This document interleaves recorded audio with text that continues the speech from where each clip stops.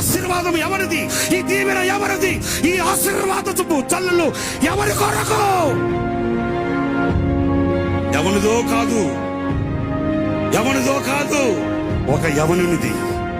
నడుము కట్టి నడుము బిగించి పానార్పణముగా ప్రభు పాదాల దగ్గర రక్తం చిందించి ఆయన పరిచర్య కొరకై, ఆయన పని కొరకై ఆఖరి వరకు వెలిగి విజయాన్ని చూచిన ఆశా దీపం, ఆశా దీపం.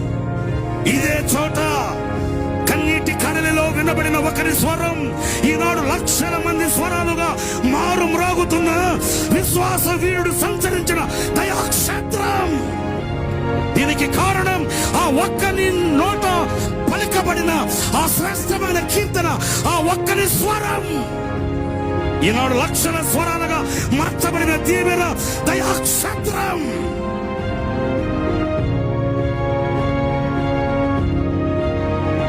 కూలిపోయిన పాకను చూచుకుంటూ కన్నీటి సాగరములో అల్లాడిపోతూ తల్లడిల్లిపోయిన ఆ కనుల కన్నీళ్లను చూచిన శక్తిగల దేవుడు దీవించిన దీవెనకు నిదర్శనమే ఈ కంటి చూపు మేరలో కనబడుతున్న ఈ ప్రభంజనం.